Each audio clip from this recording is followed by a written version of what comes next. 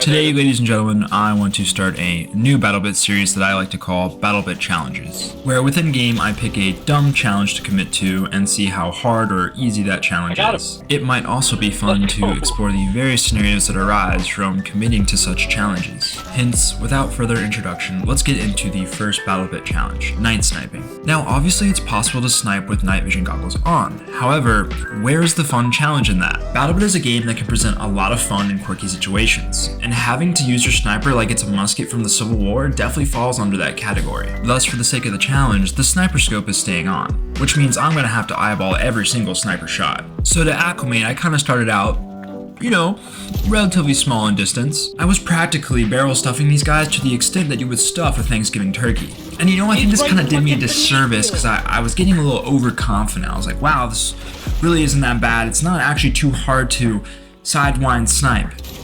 And then, reality kind of set in and I realized I was not that guy. Pew! One more time. Pew! Oh no. Oh. That was when I realized I was going to have to fight a lot more if I wanted to get some really cool shots. As one, it's not as easy to get headshots when you're so far away, and two, I didn't realize how many hit markers I would start to get. Ultimately, it just meant I was going to have to persevere more and take a lot more shots. Wayne Gretzky was serious when he said, "You miss 100% of the shots you don't take," as I believe this challenge and video is proof of that statement. Well, you see, when I started taking shots I thought had no chance of ever connecting, they somehow did. And I'm talking shots that I would honestly put like a 1 out of 10,000 odds on. It's the same amount of luck you'd need to find a pearl in any random wild oyster. Or I guess in BattleBit's case, snipe some random dude at night with night vision goggles on and a scope while being an idiot.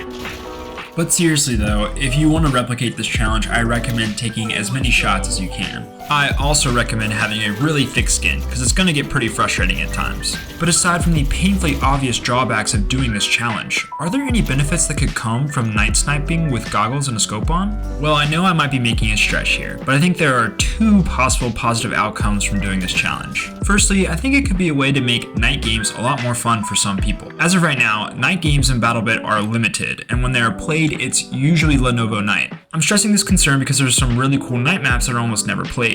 One great example is Nighttime Isle, which might be one of the most beautiful maps in the entire game. Thus, what I'm saying is that if we can make these nighttime maps more fun, maybe people will want to play them more. Secondly, and this is an extremely specific situation, I think in certain instances this allows you to be more versatile in close combat fights. Maybe, and this sounds like a very specific person, if you like to snipe at night without night vision goggles on, and then later want to be able to use a closer sighted sight for close combat encounters, and you either don't have access to canted sights or don't like putting them on your weapon for one reason or another, then you could throw on the night vision goggles to create a pseudo canted sight effect. And again, where I found this useful in game was in super close combat encounters. Particularly, there was a couple times I felt like I was playing Assassin's Creed, in which I was hopping from rooftop to rooftop, hitting shots and then ducking behind corners and getting out and hitting shots again.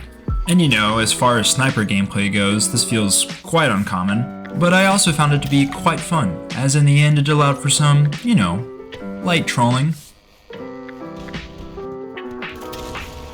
So to finish this video off, I just want to give you guys some new frontiers that you could take with this challenge.